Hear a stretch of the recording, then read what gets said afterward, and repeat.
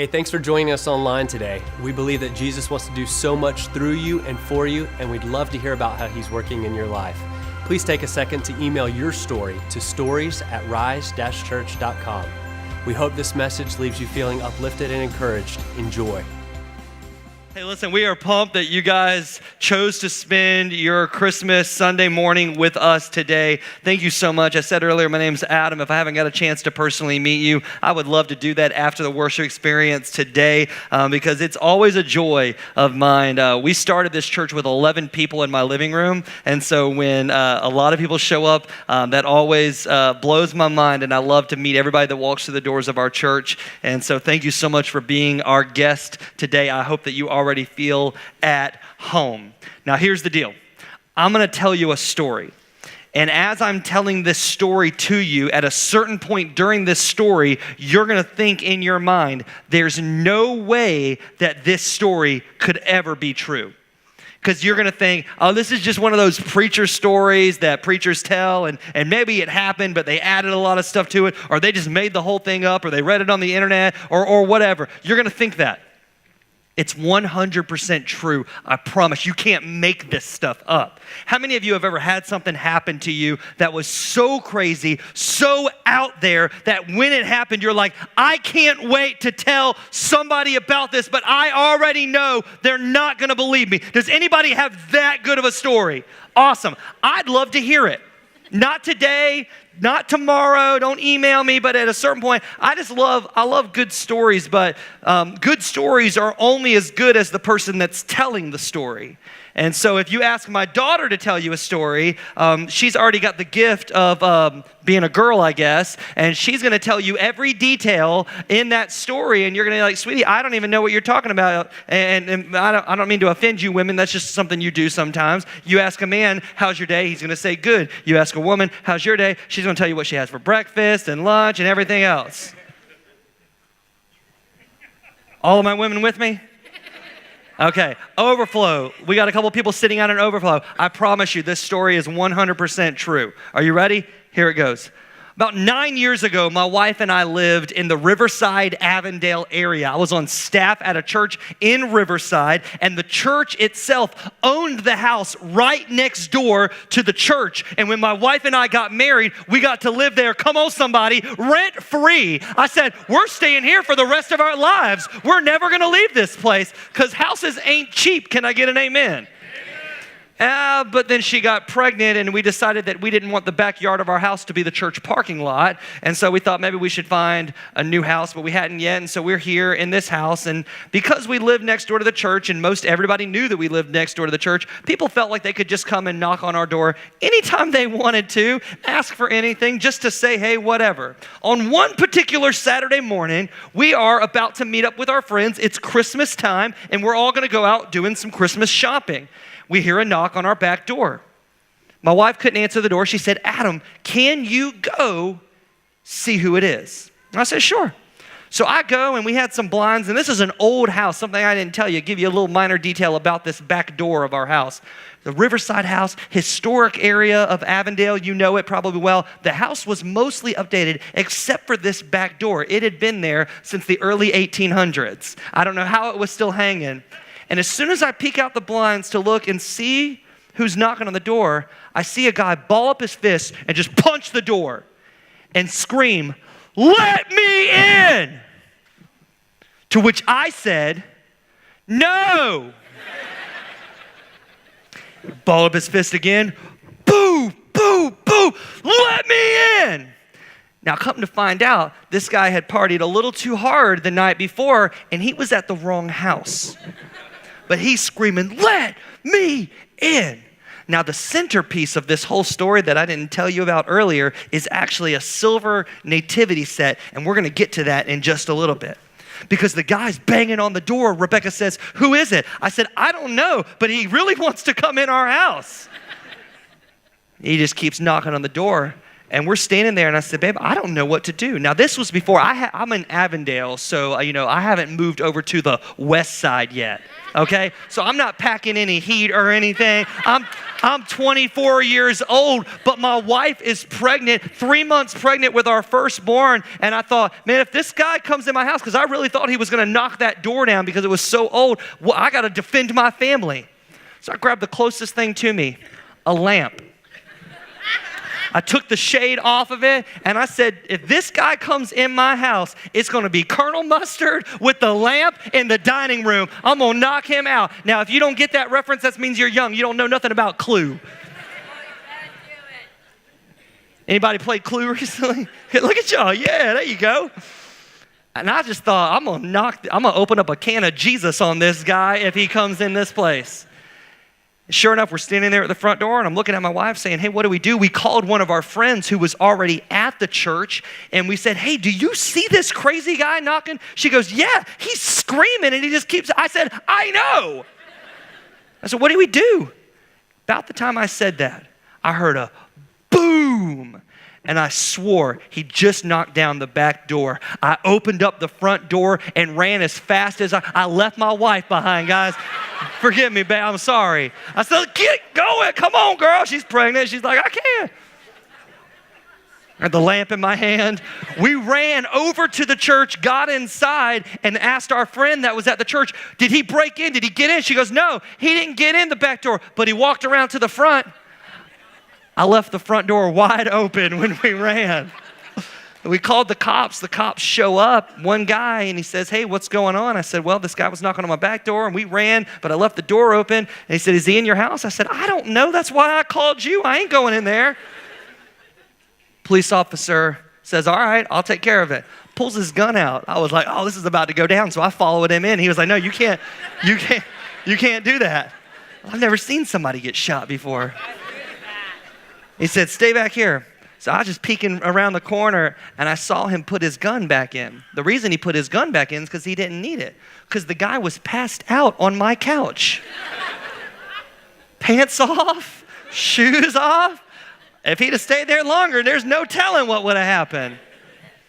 And I hear this. These are the next words I hear from the police officer. Jacksonville Sheriff's Office, put your hands in the air. And then I heard this sound. Boom! Because this is what went down. When the police officer screamed, Jacksonville Sheriff's Office, put your hands in the air. The guy put his hands in the air all right. He took a swing at the cop. He missed. The cop pulls his taser out, tases the guy on my couch. He falls over, hits my nativity set. Baby Jesus goes flying. Angel's wings are broken. It's chaos. Next thing I know, this guy's walking out in handcuffs out of my front door, taser still attached to his back. 4 more cop cars show up. 2 fire trucks show up, because apparently when somebody gets tased, the paramedics got to come. Cars are driving by going, what's going on? They get in a wreck all in front of my house. Serves them right. Just keep driving. I walk in, and there's the guy's pants and shoes on the ground. I give them to the police officer, and he says, hey, can you go give them to him? I was like, no, I'm not taking this guy. But then I realized this guy probably doesn't even know who I am. He didn't realize this was mine. He never saw me. I said, I'll take it to him. I'll pretend like I'm a police officer undercover. Pulled up, opened the back door of the cop car he's sitting in. Here you go, sir, you left your pants and shoes. And the guy realizes who I am. I guess maybe he had saw me, and he goes, man, I'm so sorry. I'm at the wrong house. Duh. I say back, so terrible. I'm sorry, bro. You just got tased. If you're a first-time guest in our church, we are so glad you're here. My prayer today is that God would tase you in the best way possible. We haven't locked the doors to where you can't get out. We're not going to try to make you believe something you don't want to believe. But my prayer for you is that God would tase your heart in a way that it would give you a new view of who He is.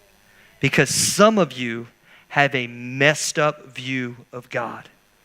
if I could entitle my message today, it would be Waking Up to the Wonder of Christmas. And I want to do that by looking at the Nativity. Now, I love the internet. It's incredible. There's some really cool stuff on there. There's some really bad stuff, so stay away from the bad stuff. But here's some good stuff. Don't judge me. I found some other nativity sets on the internet. If you think this is sacrilegious, it's not. It's just fun. It's just fun. So any Star Wars fans up there, you like this one? This one's called the hipster nativity set. You got the guys on Segways, Amazon boxes, taking selfies, 100% organic cows over there. This next one, somebody just had a little too much time on their hand. I just called this one meat casserole nativity. I don't know if they ate it. If they did, I don't know if somebody was like dibs on baby Jesus. I'll take. This one's a little weird to me, but this one's actually my favorite. These people just got creative. It's gonna take, some of y'all are gonna take a little bit. Oh, I get it. The camel. What's the camel? Oh, it's the camel. That's funny. I don't care who you are. This next one right here, whoever did this one's going straight to hell because cats are from the devil. Like God let the devil make two things, cockroaches and cats. And if you're a cat person in here and you're offended, I don't care because I hate cats. Like I don't like. And if you're like, but you would like my cat, I really wouldn't. I promise you. I am kidding, but I don't. I hate cats. And so, and if you're a cat lover, we'll pray for you afterwards. I don't like them at all. All right. I love that we can laugh in church. I love that we can smile. I believe that joy comes straight from God. I want to talk about the nativity today.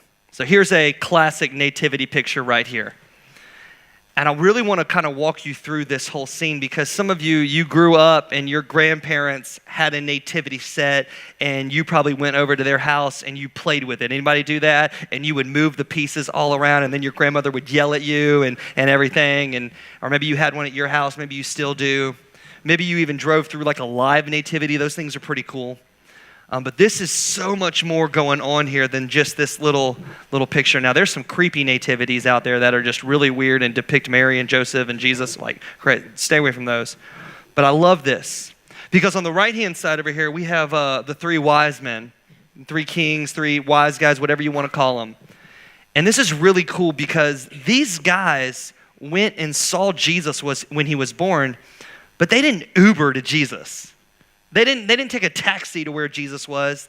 They literally saw a star in the sky and they said, we should follow that star. We think it's going to lead us to the Messiah. And so they did, and it led them straight to Jesus. Imagine if it hadn't worked. They would be the most idiot. We are never telling anybody about this. But this star led them to Jesus. And then we got these guys on the left-hand side over here. They're the shepherds. They would be like modern day cat people, okay? Because shepherds, they hang out in their fields, and what do? They just talk to their sheep. That's what you do, cat people, right? You just talk to your cat, like all the time. Come on, how many of you love your animals? I'm gonna lay off cats, I'm done with them right now. How many of you already bought your pet a present for Christmas? Y'all are awesome and weird at the same time. You're incredible. But these shepherds right here, man, they were hanging out in a field one night, just with their sheep, talking to their sheep, leading their sheep. And all of a sudden, an angel shows up and tells them, hey, this Messiah, this Jesus that you've been waiting on, he was born. You got to go see him. And so they go to where Jesus is and they see that he's born and they're so excited because this is the one they've been waiting on forever. And it says that they went back to their towns and they told everybody that Jesus was born. They proclaimed that the Messiah is here. Dilly dilly. And if you don't get that reference, don't Google it. You'll judge me even more. And then you got Joseph and Mary, teenagers, 14, 15 years old, surrounded by controversy because all of a sudden, Mary's pregnant. And she's got this baby that's coming, and she's telling everybody that he's the Son of God, and they're like, you're weird and you're crazy. And Joseph doesn't know what to do, and they can't even get a room in the Best Western. And then right in the middle of it all, we got Jesus, Savior of the world.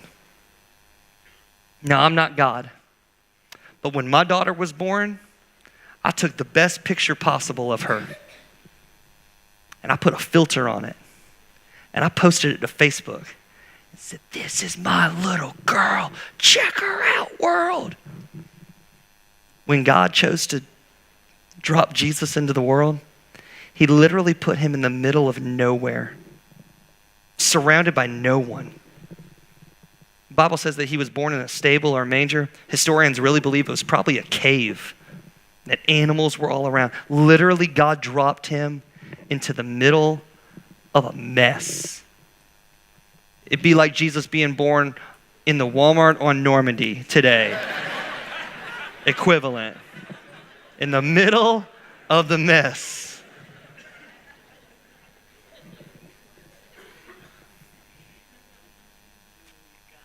I got a little girl, you saw her earlier. She turns a month old tomorrow. She's really good at making messes, if you know what I mean. If you don't know what I mean, I brought some pictures to show you, right? I'm just teasing. I'm teasing. Y'all don't want to see that. My wife does the majority of the work with her, takes care of her, lets me sleep through the night for the most part, unless I do the morning shift. I get up with her if I need to. My wife takes care of her a lot. But one thing my wife's not afraid to ask me is to change a messy diaper. Now, I don't love the mess that my daughter makes, but I love my daughter. And I'm terrified of my wife. That was a little too loud, bro.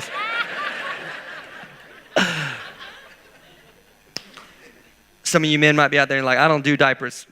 Come on, you need to man up. I'm not afraid to get a little messy. Can I tell you something about my Savior Jesus?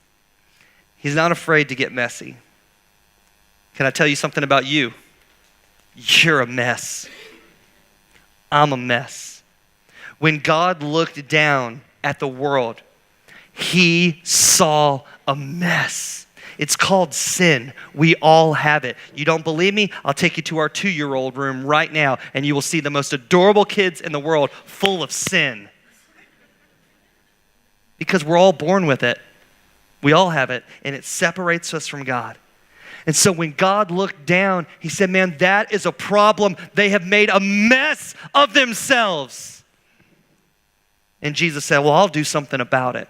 Now, can you imagine if my wife asked me to change a dirty diaper, a messy diaper, and I just ran around the house saying, I'm not going to do it. No. You can't make me. Can you imagine that? She would punch me right in the gut, man. You know when God looked down and said, Jesus, you see that mess? That Jesus didn't run from the mess. He ran to it.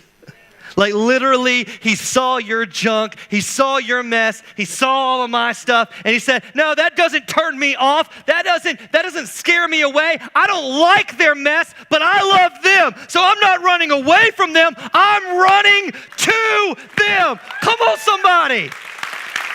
That's so good. Because some of y'all in here, man, your life is a mess.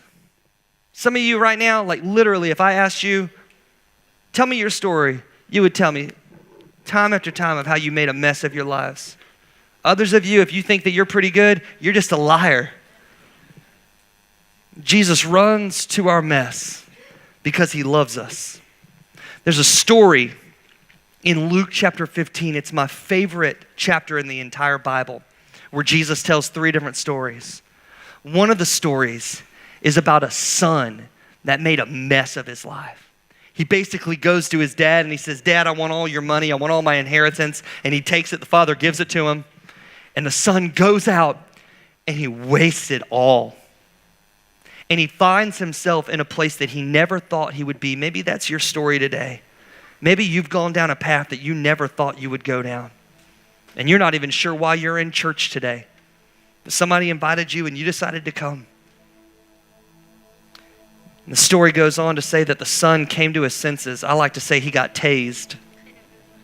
And he said, I wonder I wonder if my dad would take me back. I wonder if he would take me back. So he goes back to his father's house. He sets out. And the Bible says this, Jesus tells the story, that when the father saw his son, he ran up to him and he said, I told you so. Look what a mess you've made of your life. No, he doesn't say that. He runs to his son, and the first thing he does is throws his arms around him, wraps him, just starts hugging him, starts kissing him. It got weird, man. And he said, we're throwing a party because my son was gone. My son was lost, but now he's found. Do you know in that story that the father represents God? You know who we are? We're the son. You're the daughter. And we made a mess of our lives. And we didn't know where to go. And we didn't think the Father would take us back. But what you need to know about God is that his arms are open wide. What you need to know about Jesus is that his arms are open wide. He displayed it when he was nailed to the cross for your mess. This is the God this is why Christmas is such a big deal. This is why we at church, we get so excited about it. It's Christmas every Sunday. It's Easter every Sunday for us because this is the God that we serve. But this is what I know in a room this size. This is why some of you can't get excited about church. We bring you in inner circle. We use language in our church. We use different sayings. Sometimes if you stick around here, you'll hear us say, hey, we're better together. That's one of our sayings. Church should be fun. We'll believe God for the impossible. We won't take this for granted what God's doing. We have a lot of sayings. We have a saying for people that come to our church. 2 different types of people that walk in the doors of Rise Church. And this isn't meant to offend you. This is just the truth. And you'll understand what I'm saying. The first group, we call you unchurched people. Meaning literally, you have never stepped foot in the doors of a church before. And the reason for that is you've met Christians at some point in your life and you're like, well, you're a Christian, I don't want anything to do with you. I ain't going to church. Your parents didn't take you when you were younger and you have a view of who God is and you really don't want anything to do with him. Others of you, maybe you're here today, we might call you de-churched people. That you grew up in church, and we're on the west side, so a lot of us probably did. It's the majority of people that I talk to at this church. That you grew up in church as a kid, as a teenager, maybe even into your adult life. But at a certain point, you just stopped going. And there's a couple reasons why you stopped going. Maybe you made some bad decisions with your life. But a lot of people that I talk to, man, they stopped going because they made a bad decision, and then everybody in the church started talking about them. And these are the people that are supposed to love me. So why would I want to go to a church if all they're going to do is just talk bad about me? Or maybe you stopped going because you got a tattoo on your arm or somewhere else that you tattoo people like. My wife has a few. She always tries to talk me into one. One day, I don't know. Don't judge me. You got piercings, or you, God forbid, you wore a hat to church, or you smiled in church. You can't do that. And somebody said something to you, and you felt like, man, I'm not welcome in this place. Or you went, and the preacher, all he ever did was just tell you how messed up you are. See, my goal is to tell you that you're messed up, but then it's to tell you how much God loves your mess. And I could spend 30 minutes talking about how messed up you are and how you're going to go to hell. That wouldn't help. I'd rather spend 30 minutes telling you how good Jesus is and how he can come in and clean up any mess you've ever made in your life. And he can change your life forever. So some of you, you haven't stepped foot in the doors of a church because I don't want anything to do with that God. And I'm praying that God tases your heart and wakes you up to who he really is.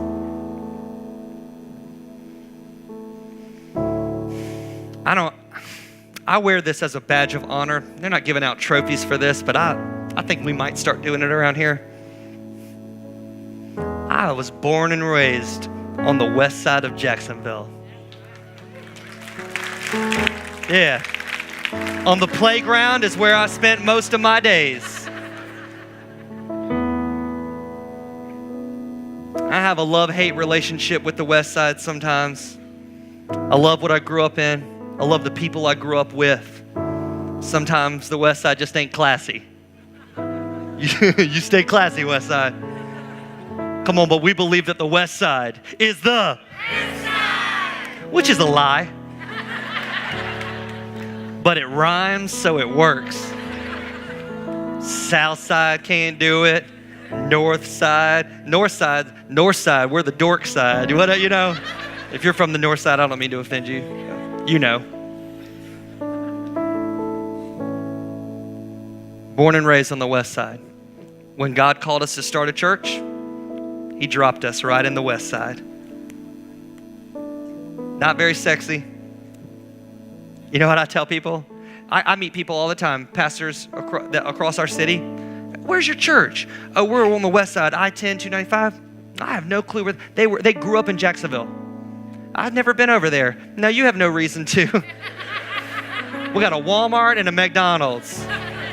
Come on, somebody, for the new Dunkin' Donuts on Normandy. Can I get an amen? I told you Jesus loves the west side. And we can get a Chick-fil-A, it'll be on. Everybody will believe that God is real at that point.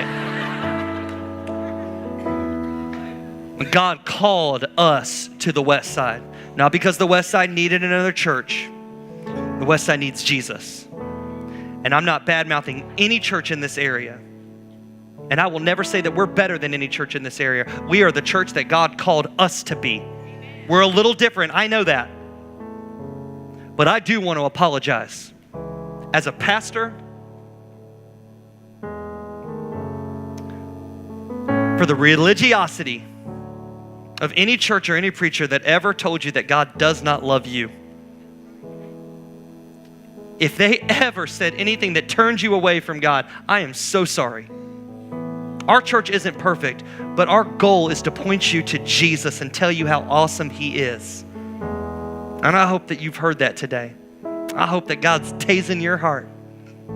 There's an Old Testament verse in Isaiah 9:6 that says this, "For to us a child is born, to us a son is given, and the government will be on His shoulders, and His name will be called the criticizing counselor, the angry God, the everlasting punisher, the Prince of Pain." Now, y'all are looking at me funny, like that ain't the words that are, that's not what it says. Oh, He's not a criticizing counselor. God's not criticizing everything that you do. Some of you think that God is just criticizing every decision that you make, and because of that, now He's an angry God that's mad at you. And He's out to punish you and get you, to bring more pain into your life. This is not the God that we serve. This is not the Savior that was promised to us. It says that He is a wonderful counselor. You go to a friend for counsel, that's great. You need to have good friends in your life that will give you good advice. You want wonderful counsel? You go to my Savior. Because He's going to give you the best advice for your life because He wants the best for you. He's not an angry God. He's a mighty God. He's bigger than anything you will ever go through. What are you facing right now? He's bigger than it. My God is mighty. He is the everlasting Father. Come on, I get it, guys. A lot of you men in here, maybe even some of you women, you grew up with a terrible dad. He was tough on you all the time, just constantly angry, never knew what kind of mood he was going to be in. And now because of that, your view of God is the same. Or maybe you grew up and your dad wasn't even in the picture because he bailed on you when you were younger. And so you think that God's done the same thing. That is not the God that we serve. He is a good Father who loves you. And He is the Prince of Peace. Whatever storm you go through in life, whatever difficult thing that you face, He is the Prince who will bring peace into your life. My favorite Christmas scripture when it talks about Jesus is actually about the shepherds when the angels showed up. And in Luke chapter 2, verses 9 through 11, it says this, "And there were shepherds living out in the fields nearby, keeping watch over their flocks at night. An angel of the Lord appeared to them, and the glory of the Lord shone around them, and they were terrified." You would be too. "But the angel said to them, 'Man, don't be afraid. I bring you good news that will cause great joy for all people. Today in the town of David, a Savior has been born to you. He is the Messiah, the Lord.'" I love what the angel said. Hey, you don't need to be afraid anymore. We have come to give you the greatest news ever. And this news that we're about to share to you will bring great joy. How many of you love hearing good news? Wow, only half of you. The rest of you are like, "No, bring the bad news, man." Or your arm broke, I don't know. I love good news. I love good news. Here's the good news. You are so messed up. The way we say it around here is that you are jacked up. You got some issues in your life. It's called sin, and it has separated you from God. That's bad news. Here's the good news. God loves you. And there is nothing you could have ever done to keep him from ever stop loving you and pursuing with you with his love to change your life forever. And here's the good news. He will never stop running after you until you belong to him. And when you say yes to the good news of Jesus, guess what it's going to do? It's going to bring you great joy. I don't know if you're on Facebook. I'm going to put a bow on this message with this story. I'm on there. It's fun. If you're not on Facebook, just stay away. You've already made it this far. No need to jump in now. It's a social media thing where you're friends. You can keep up with everybody, see what's going on. I always love when you post pictures of your families. I don't need to hear everything that you're thinking. Okay? Keep all your opinions to yourself. Nobody wants to see what you had for breakfast. But what you can do if you want to follow other people and see what's going on in their lives, you send a friend request. You have to be somebody's friend to see what's going on. And from time to time, a lot of you in the church will send me a friend request. If you send me a friend request and I like you, I'll accept it. If you've sent a friend request to somebody and you're not friends with them yet, and you're wondering, why aren't we friends? It's because they didn't accept it. They don't want to be your friend. You don't need them though. Don't worry about it. A couple days ago, a lady sent me a friend request. And I thought it was odd because I've never met the lady personally. I've never talked to her at all, but I've been told from other people that this lady does not like me. I know. I'm so likable. I'm like the nicest guy in the world. And I thought, that's weird that she wants to be my friend. Maybe God's grabbed her. Maybe she has repented of her evil ways and she has seen the light and wants to be. It's the most joyful time of the year. Maybe God's changed her heart and she wants to be my friend. But I played hard to get, church. I went Jesus on her. I waited 3 days.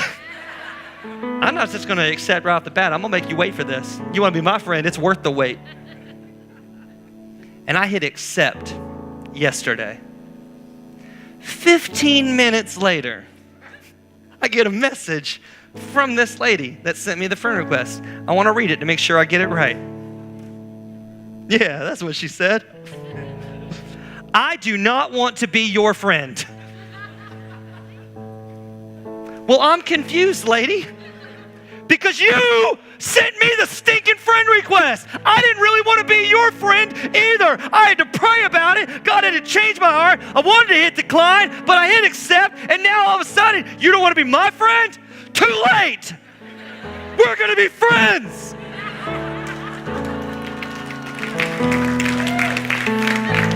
She already deleted me as her friend.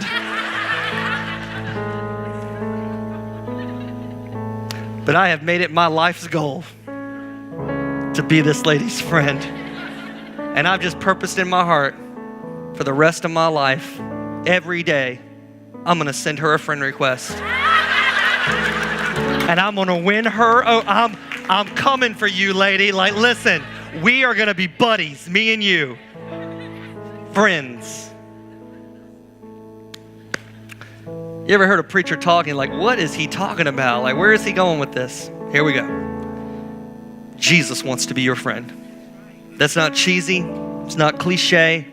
It's real. Like, he loves you. He wants a relationship with you, and he has extended the request to you. And here's the good news that should bring great joy to everybody in this place, that all who call upon the name of the Lord shall be saved. Come on! That's awesome! That's awesome! Woo! And so you're here in this place today. Come on, this is a large group. Not everybody in this place has a relationship with Jesus. Somebody tricked you into coming, they bribed you, said they'd take you out to lunch afterwards, give you some extra Christmas money, and you came. Hey, listen, I hope that you've heard the good news. And my prayer is that God would tase your heart right now, that you would wake up to who he really is and enter into a relationship with him. And this is how I know it's you, because you feel it on the inside right now. Like literally right now, the Holy Spirit is working in your life and you can't explain it. Thanks for watching today. If you'd like to continue the conversation, you can like us on Facebook or follow us on Instagram. If our church has had an impact on you and you'd like to support what Jesus is doing here, you can do so by going to rise-church.com/give and select the giving option that best suits you. Thanks for watching online and have a great week.